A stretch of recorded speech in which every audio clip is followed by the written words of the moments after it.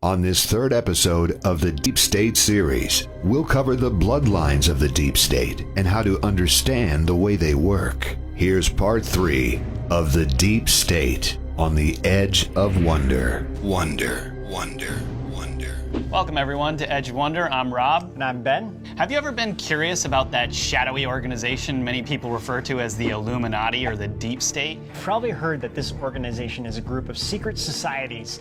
Some have heard it's specific corporations, some have heard that it's something called a Committee of 300, and some have heard that this organization at the highest level is really a sophisticated group of families. Well, you're all right. In today's episode, we're going to introduce you to how all of this works, how it's generally organized, and what weird stuff has been going on behind closed doors in a neighborhood near you. Now, to talk about this, there's a few things you're going to need to accept if you already don't. This is the place where politics, finance, and the occult all intersect. Yes, we said the occult. It's literally the things we've all been taught to deny and call superstitious and ridiculous, when in reality, it's all actually real. Numbers, symbology, rituals, etc. This here is the head of the tentacles that is centrally connected to almost every other conspiracy. Also, QAnon makes a lot of references to this. From what we've read, many people have lost their lives getting this information out. The book we're pulling most of this information from is called Bloodlines of the Illuminati by Fritz Springmeier, which we ended up finding on the CIA website. We will be focusing on Fritz Springmeier's research, and for good reason. From this episode, you will find in our subsequent videos a wealth of new information you definitely never considered, all leading up to Halloween. So sit back and have a refresher on this info. In some previous episodes, we talked about the Committee of 300 and the drug epidemic. If you haven't watched those videos, we definitely encourage you to do that. So who directs the Committee of 300? It's something called the Council of 13, the 13 bloodlines of the Deep State. Why are they called bloodlines? It's because this is exactly what's important to them. Everything revolving around these 13 families have been shrouded in mystery, which has made it extremely difficult for this information to come out. But through the research and many sleepless nights of a lot of people, you can find it if you dig. To understand the 13 families, you have to understand history, particularly the history as portrayed through the Old Testament and the New Testament, from which the 12 tribes of God were documented. Bear with us here while we establish the scene for you. The 12 tribes of God's Israel, according to the Bible, are Reuben, Simeon, Levi, Judah, Zebulun, Issachar, Dan, Gad, Asher, Naphtali, Joseph, and Benjamin. Not this Benjamin, Benjamin. So think for a moment, if you will, how many apostles Jesus had. He had 12. Not to say that these are from the bloodlines, the point is to show that the number 12 seems to have some weight. This gets important as we move forward. So actually, that's where my name came from. My dad named me after. See? So there you go. But let's pretend for a moment that, if you don't believe any of this, but let's just pretend that Satan is real. When Lucifer was cast out of heaven, he was not mildly upset. He was royally pissed off. And to satiate his anger, he looked to God's chosen bloodlines. Everything he did became an exercise of spitefulness towards God. To quote Fritz Springmeier, in mockery and imitation of God's 12 tribes, Satan blessed 12 bloodlines. One of these bloodlines was the Ishmaeli bloodline, from which a special elite line developed alchemy, assassination techniques, and other occult practices. One bloodline was from Egyptian Celtic Druidic, from which Druidism was developed. One bloodline was in the Orient and developed Oriental magic. One lineage was from Canaan and the Canaanites. It had the name Astarte, then Astorga, then Ashtor, then Aster. The tribe of Dan was used as a Judas Iscariot type seed. The royalty of the tribe of Dan have descended down through history as a powerful satanic bloodline. What? Okay, so this just got crazy. Yeah. Magic, alchemy, occult practices, like for real. If you want to understand how this plays into everything, you need to keep watching. One of the bloodlines apparently comes directly from the line of Nimrod of ancient Babylon, Anunnaki? So you might be wondering, well, where's the 13th bloodline? Now, understand that we're just telling you what they believe here, and we'll quote Fritz again. 13th or final bloodline was copied after God's royal lineage of Jesus. This was the satanic house of David, with their blood, which they believe is not only from the house of David, but also from the lineage of Jesus, who they claim had a wife and children. The 13th satanic bloodline was instilled with the direct seed of Satan so that they would not only carry Christ's blood, but also the blood of his brother, Lucifer. Now, whether you believe this or not, that Jesus had a family is totally beside the point. And we're not claiming he did by all means. This is just what the deep state occultists believe in actuality, or perhaps even figuratively, as a mockery to Jesus. They've included this 13th bloodline to represent that. So now you're asking, what are all these 13 families? Some of them you may know, and some of them you may not have heard of. The families have been covering up their relationships in history throughout and have performed many tasks through organizations or proxies. Some have even changed their name. Now, don't shoot the messengers here. We're just telling you what we found. The 13 bloodlines, according to countless sources, of which Fritz is one, are Astor, Bundy, Collins, DuPont, Freeman, Kennedy, Lee, Onassis, Rockefeller, Rothschild, Russell, Van Duyn, and finally, number 13 is Merovingian. Did I say that right? All right, so you guys probably heard this term in The Matrix. I mean, he's that one bad guy in The Matrix movie. Oh, that like British dude or whatever? No, French guy, man. The French guy, he was French, right? Yeah. That's like who they went to go see, right? That's right. So, coincidence? I mean, really though, how much do the directors actually know? That's a different episode entirely, so we digress. Now, for the record, you guys heard Collins in that group of names. I grew up next to a Collins family, and I can tell you for a fact that the Collins family I grew up next to is not the Illuminati.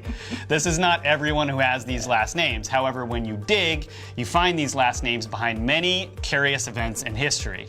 But let's help everyone understand their goals and purposes and the means by which they operate. We mentioned two words of significance here: bloodlines and the occult.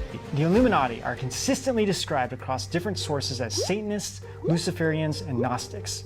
One of the significant traits of these families are their involvement with each other. When you look at who they marry and who they breed with, they keep things very, very close. Too close, but we'll see if we can get into that more later. Suffice it to say that their bloodline objectives are to capture the occult power and powerful occult bloodlines around the world. As an example, the story goes that they had relations and even intermarried with American Indian chieftain bloodlines to capture the occult spiritual power of those people and absorbed as much of their culture pertaining to magic and rituals that they could. If you consider that their families have been doing this for over thousands of years, it just seems, well, I mean, really rather weird. Another example of their efforts to capture royal bloodlines into their webs are the Romanovs in Russia. It is said that instead of killing all of the children of the imperial family, which is what the story Anastasia tells us, they actually took 2 of the children to, quote, serve as breeders for the Illuminati. Now, to understand this better, we want to share another quote from Fritz's book that was provided to better understand their thinking around bloodlines and the occult. Quote, remember that the leading Satanists feel they have special blood. The top ones feel they are gods. Even Grand Masters may teach their selected children they are the God which created the children. This last statement makes more sense when one learns the methods, state of mind, and belief of the satanic hierarchy. Yvonne Collins, grandmother as they called her, would reject the idea that just anyone can become a witch of any significance by training and practice. The occult demonic power would not be strong enough for a convert to witchcraft. Yvonne's occult name is Legena, which means Lucifer's bride. Now hang on a minute. This is some Harry Potter junks if I've ever heard it. Hagrid, we're not allowed to do magic away from Hogwarts. So Fritz explained that the accounts he used are combining his own research with ex-insiders who managed to get out. Of course, throughout his book, he didn't give their names unless it was important to do so. This was really to protect them. So this leads us to our next area of curiosity. If they're actually practicing Satanism, magic, or witchcraft, if they're performing these rituals, how come we never see or hear it? Next, we'll get into how they control things and what their ultimate goals are. The Edge of Wonder. Has everyone heard of the Freemasons? How about the Skull and Bones? Ancient Order of the Druids, the Rosicrucians, Bohemian Grove, Watchtower Society, etc., etc. We'll use the example of Freemasonry here in our examples because it is the most known and it has the most examples of evidence out there if you research these things. Okay, now, it's been long known that these secret societies have mostly all been either created for the deep state or have long been since infiltrated by the deep state. Have you stopped to think about the significance of a secret society? Why have secret societies? Why not have everything out in the open? What exactly are you doing behind closed doors? Playing chess? Seriously. Yeah, really? Unless you're doing shady things and don't want people to know. Furthermore, why would telling the secrets of these societies result in pain of death, as many of the oaths of these secret societies we've come across do? I mean, that's just... Yeah. Doesn't make sense. We're of course not condemning every secret society because honestly, we don't know. They're secret. However, we are trying to get you to think. These secret societies are closed to the public and similar to classified operations in the CIA or like organization. Information is kept from different ranking Masons depending on their rank. The highest degree of a Mason is 33 degree. And apparently the difference between a 32nd degree Mason and a 33rd degree Mason is huge. Many of these secret societies hail from ancient roots tied to ancient occult practices that involve witchcraft. Why do the Masons have so many roots in Scotland? Britain, and particularly Scotland and Ireland, is where many orders and covens were for many hundreds of years. This is one of the reasons that St. Patrick had such a hard time converting folks over to Christianity back in his day. So, if they have these secret societies and they do perform these rituals, what do? I mean, what is witchcraft real even? So, Cotton Mather's author of The Wonders of the Invisible World, minister and author during the Salem witch trials, had this to say, quote, "Witchcraft seems to be the skill of applying the plastic spirit of the world onto some unlawful purposes by means of a confederacy with evil spirits." Has everyone heard of SRA and MPD? SRA stands for Satanic Ritual Abuse. Yeah, it's a thing, and many people have started to finally come out about this and talk about their experiences of satanic ritual abuse recently. First of all, as soon as SRA gets brought up, and especially if you do a search for SRA, aside from the crappy entries you'll see on Wikipedia, you'll notice many headlines or articles criticizing this as if it's ridiculous. If your BS meter doesn't go crazy when you see this, we're going to tell you why it should. Normal, rational human beings should take claims from people of this nature with the highest concern. Now, as an example, if an order that's similar to the KKK stormed into someone's home, or worse yet, stole children or trafficked children for purposes of something as deviated as sacrifice, who wouldn't get beyond wrathful about that? Now, this isn't to say that any claim of SRA is real, but it should be taken extremely seriously. Why do we even need to say that? Us.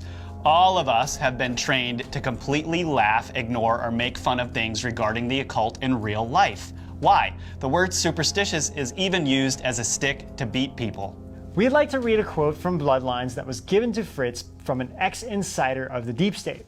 We've taken out the name of the family in an attempt not to raise any more eyebrows than we need on YouTube's algorithms. 7 children in white were brought in from generational satanic families and presented before Grandmother X. They laid prostrate in worship of her. She would move her scepter up with a snake up and down, striking the floor to show approval of a child candidate. Then 7 other children were sacrificed for the 7 approved children, 1 for each child, whose name would be then written with a quill using the sacrificed child's blood. The children were given oaths. The grandmother rotated her throne and faced the Council of 13 and declared, speaking in English, "This is tomorrow's generation, a chosen few." Ugh. The highest level Satanists have to balance their good deeds with their bad deeds. This actually adds up if you understand the laws of karmic retribution, but their understanding of this is super skewed. If all of you want more information on rituals and witchcraft, comment below and we'll provide some insane videos on the history and legitimacy. Bear with us now as we try to wrap this up and explain the deep state's ultimate goals. So far we've touched on a tip of the iceberg, but you're probably still wondering, well, how do they do it all? How is this all possible to control everything? Well, different families as a part of the deep state have different roles. But one thing you'll find is that these families own an incredible amount of the world's wealth. Take the Rothschilds, for instance. All of the families of the deep state, the Rothschilds, seem to be the wealthiest. Add on the Rockefellers and the Vanderbilts and the Astors, think about how much money all these families have. Not only have they been successful at building their fortunes, but also keeping the money circulating among themselves. Fritz explains in the book that their strategies have been largely around making sure the 12 families are in charge of major money-making ventures. And we explain a lot of this in our whole drug video that we just made previously to this one. So the Rothschilds are reported to own 167 of the most major banks around the world, which we ended up saying in the 300. Okay, the poet Heinrich Heine said, quote, "Money is the god of our time, and Rothschild is his prophet," unquote.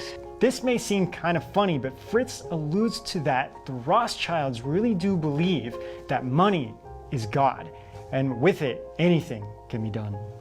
When you own all of the wealth, you have family in all of these positions through interfamily breeding combined with as much spreading of your bloodline as you can manage, and you're able to pay off as many people as they can, it becomes easier and easier to control things, would it not? This wealth, this power gave rise to the Committee of 300, who, as we've shown, intends to control the world, lessen its population through drugs and other methods, and make the New World Order or this one world government a reality. Which brings us to finally, what is the goal of this strange occultic secret entity everyone calls the Illuminati with their weird rituals and strange practices? Their ultimate goal is to combine their satanic bloodlines, occult powers, and their financial dominance to herald in a one new world government and the Antichrist to create hell on earth in spite of the divine. This is what these people think and what they want. Many people think that in the final days, this would be something that would just happen, as in a story that a figure like Hitler would appear and bring the world to its knees. The deep state has been working for 100 years to manufacture this situation. And when you look at their controls over the world's corporations, research institutes, finances, government organizations, intelligence agencies, etc., it no longer remains a laughing matter. For years, it has been this group behind every side of an argument, profiting and controlling, manipulating and literally creating the history we've all been a part of. But for all of their planning, their financial prowess, and their misuse of occultic power, never could they have expected to be in a position like they are today, quaking in disbelief as the divine and the good people are making moves against them. Okay, so reports have said that these families are now very weak. And for the rest of it, we're gonna have to watch and wait and see what happens. But for part 2 of this episode, we will dive into a lesser known bloodline and share a little with you about the author here and what seems to have happened to him since he released this information. And that about wraps up our episode on the Illuminati, your introduction to the bloodlines. What did y'all think? Please leave a comment and let us know below. Yeah, and also, I mean, a lot of this QAnon has been talking a lot about this, and it really seems to be playing out. And that's why also we wanted to do these episodes for you guys. You know, there's so much going on. Q's been posting so much. We just wanted to be able to be like, okay, here's kind of the background of really what has been going on. All we can say, guys, is what humans don't believe is all about to come to light. It's true, and everyone will be seeing it for themselves. In the next video on Bloodlines, we're going to talk to you more about where we found this book, who the author is, and what we found out, which should put minds at ease about the legitimacy of the information. So guys, what did you think of this episode? I hope you liked it. Please comment below, and also don't forget to hit like and subscribe and hit that notification bell. And until next time, we will see you guys out On the edge of the Illumidonkey. Hey everyone, have you been enjoying Edge of Wonder? Do you want to help us keep creating new and exciting content every week? Now's your chance. Go to edgeofwonder.nyc. So guys, we just launched our own version of Patreon, our exclusive donation page where you can pledge monthly at a minimum of $1.50 a month. But we'll have different tiers of subscription, which will have different offerings depending on how much you pledge. And we want to keep focusing on making great content for you guys and grow it into something you guys will love. So where is it? edgeofwonder.nyc. Anyway, we love you guys and we'll see you out On the edge.